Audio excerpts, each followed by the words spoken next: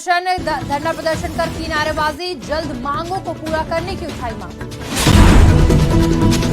Police ने अवैध खदान करने वाले का किया भांडाफोड़, 3 अभियुक्तों को पुलिस ने किया गिरफ्तार।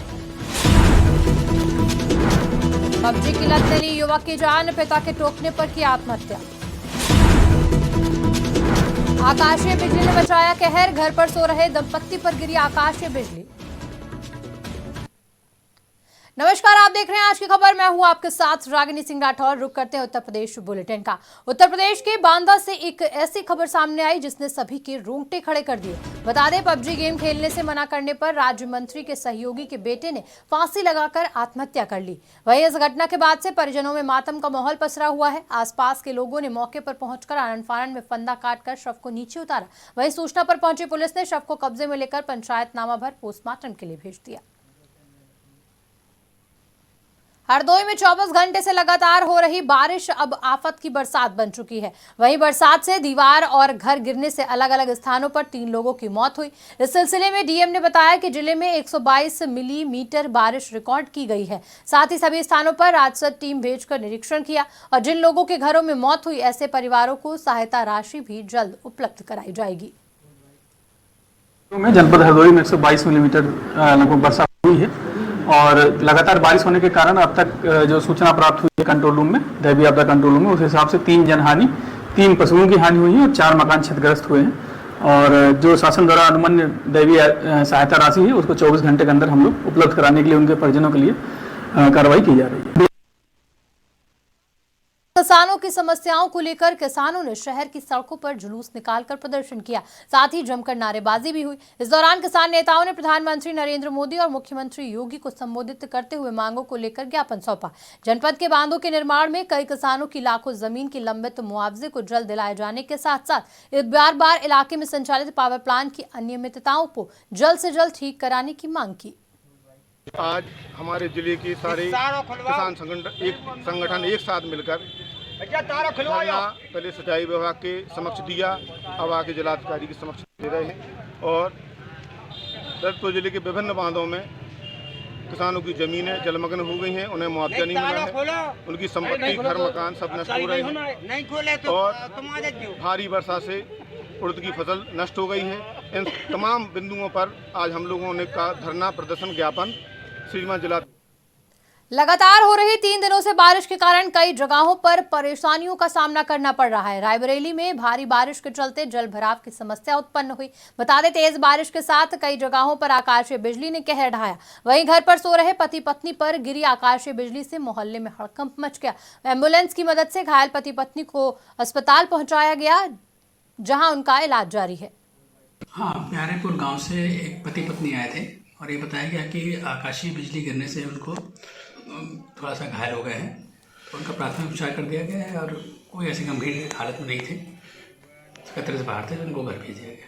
हाँ, प्यारेपुर गांव से एक पति।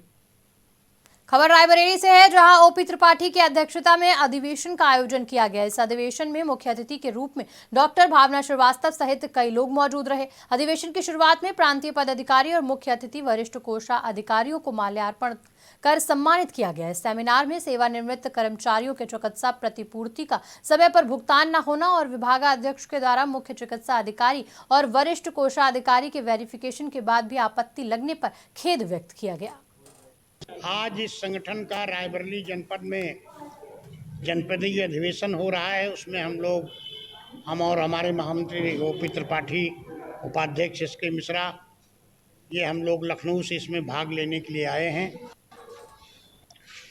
उत्तर प्रदेश में लगभग 13 लाख सेवानिवृत्त कर्मचारी पेंशनर समाज के सदस्य हैं और इनकी अपनी कुछ मूलभूत समस्याएं हैं। ये अपने जीवन का 60 साल का क्रियाशील जो लाइफ है वो इन्होंने प्रदेश की सरकार, समाज, जनता, देश और राष्ट्र के लिए समर्पित किया है।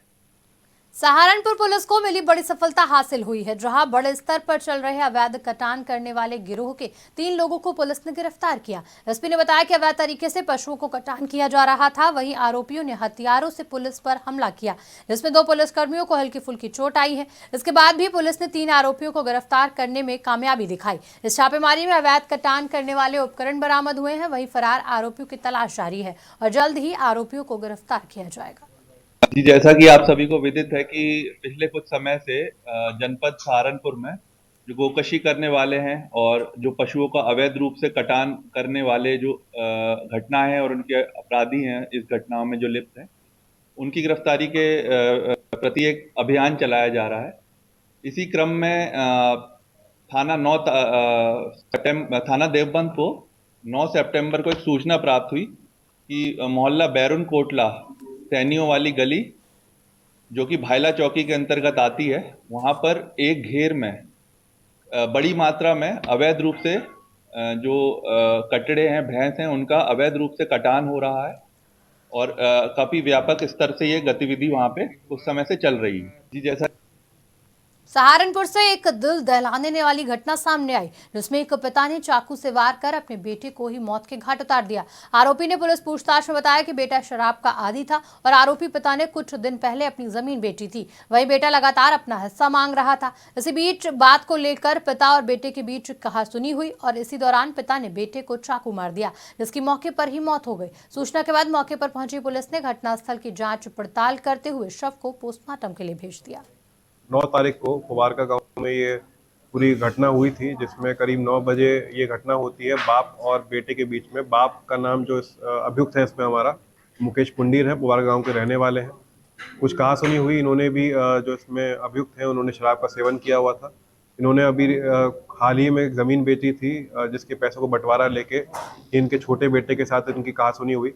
उसमें इनको तैश आई और तैश में इन्होंने चाकू से उसके चेस्ट पे वार किया, जिससे वो ही ऑन द स्पॉट मर गया। फिर उसके घर वाले उसको इलाज के लिए अस्पताल भी लेके जाते हैं, लेकिन वहाँ पे उसको ब्रॉड डेड घोषित कर लिया जाता है। उसके बाद उसको वापस उसकी बॉडी को वहाँ लेके जाया जाता है गांव में, और वहाँ पे 112 में सूचना मिलती है पुलिस को। पुलिस तुरंत तत्काल मौके पहुँचती है, बॉडी मॉर्चरी भिजवाती है और आगे की तफ्तीश स्टार्ट करती है।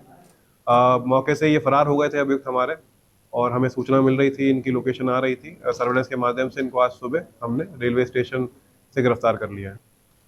बीती रात हुई बारिश के बीच कई जगहों पर आकाशीय बिजली गिरी। वहीं खबर उन्नाव के पास से एक गांव में बिजली गिरने से 200 से ज्यादा भेड़ों की मौत हो गई। भेड़ की मौत से पशुपालक को लाखों रुपए का नुकसान हुआ। इसके साथ ही कई स्थानों पर बिजली गिरने से घरों के बिजली उपकरण भी फूंक गए। इस मंजर को देखकर गाँव वालों में हड़कंप मच गया। इस घटना को लेकर एडीएम ने बताया कि आकाशीय बिजली गिरने से भेड़ों की मौत हुई। उनकी सूचना मिली कि उनका पोस्टमार्टम कराया जा रहा है, जो उससे मालिक के और उनको सहायता कराई जाएगी। और एक दरौली का मजरा है मुरहरा, उसमें जो है आकाशीय बिजली गिरने की सूचना मिली है। उसमें करीब 100 भेड़ की मृत्यु हुई है, तो उसका भी पोस्टमार्टम के लिए डॉक्टर को भेजा गया है। पोस्टमार्टम करके जो उपचारित कार्य पूरी करेंगे। फिलहाल उत्तर प्रदेश के बुलेटिन में इतना ही। देश दुनिया की तमाम खबरों के लिए देखते रहिए आज की खबर।